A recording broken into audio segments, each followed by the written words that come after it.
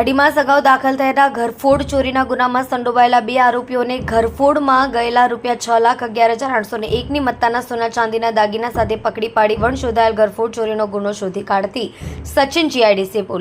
Police commissioner Surat શહેર, સંયુક્ત police commissioner sector 2, નાયબ પોલીસ કમિશનર ઝોન 6, મદદનીશ પોલીસ કમિશનર આઈ ડિવિઝન નાઓ તરફથી વણ શોધાયેલા ગુનાઓ શોધી કાઢવા તેમજ નાસ્તા ફરતા આરોપીઓને પકડી પાડવા માટે આપેલ સૂચનાને આધારે police inspector JR. Chaudhari, second police inspector B Parmar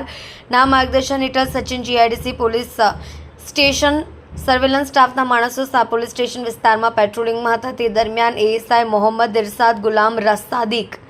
assistant head constable Ajaykumar Samuhbhai તેમજ assistant head constable Arjanbhai Jeshabhai નાઓને ટેકનિકલ વર્કઆઉટ તેમજ સંયુક્ત બાતમી હકીકતને આધારે અત્રેના પોલીસ સ્ટેશનમાં અઢી માસ અગાઉ થયેલ ઘરફોડ ચોરીના ગુનામાં સંડોવાયેલ બે આરોપીઓ નામે રાજેશ ઉર્ફે કલ્લુ બુદ્ધિરામ યાદવ, ઉંમર 42, રહેવાસી શિવનગર, લાલજીની ચાલ, સચિન જીઆઈડીસી સુરત, મૂળ ગામ અમરાવતી ચૌરાહા, થાના વિંધ્યાચલ, જિલ્લો મિર્ઝાપુર, ઉત્તર પ્રદેશ. કૈલાશ લાલમની વર્મા, ઉંમર 26, રહેવાસી શિવનગર, લાલજીની ચાલ, સચિન જીઆઈડીસી સુરત, મૂળ ગામ અમરાવતી ચૌરાહા,